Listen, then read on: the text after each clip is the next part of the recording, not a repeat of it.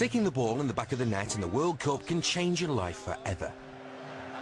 Not so long ago, David Beckham was the most hated man in English football. Oh yeah, beg your pardon.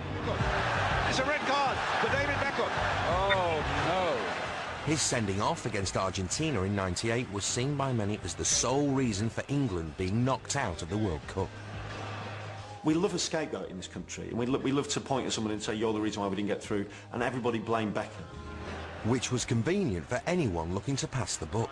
The referee. But at the end of the day, it is a sending off that's cost England. Of course it has. You got this terrible stick every ground he went to. You cost us the World Cup because you're a little, you know, idiot.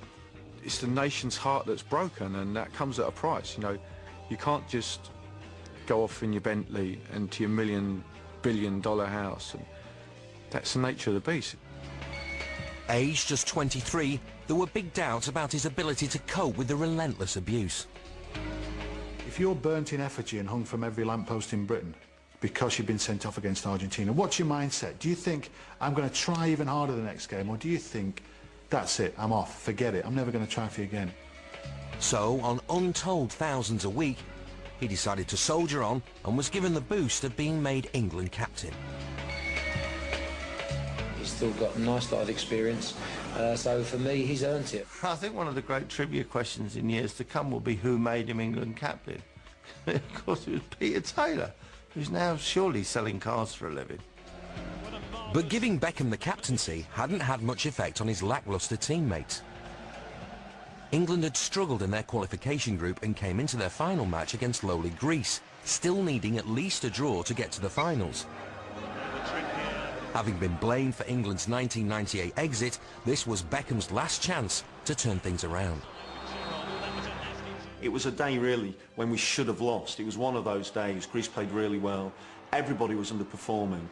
And we should have lost. It was, if there was any justice, we'd have gone. In keeping with England's general lameness, Greece took the lead.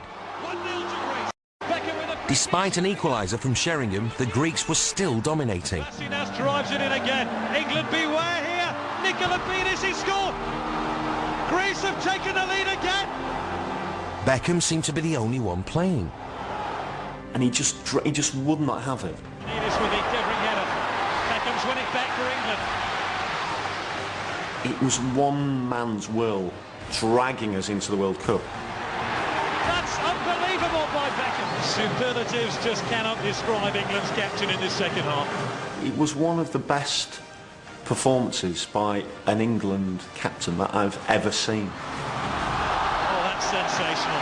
That is world-class football by David Beckham. Throughout that game, there'd been a succession of free kicks. It's almost as if England were playing for them. They got them on the left of the box, they got them on the right of the box, they got them in the centre. And Beckham, like some sort of artillery gunner, was getting his sights set throughout that game. In the dying seconds of the match, England were handed one last roll of the dice. Will Beckham have another attempt at goal? He puts the ball down and says, right, everyone get out my way. You lot all move away, because I'm going to score now. Played 2.5 minutes of stoppage time.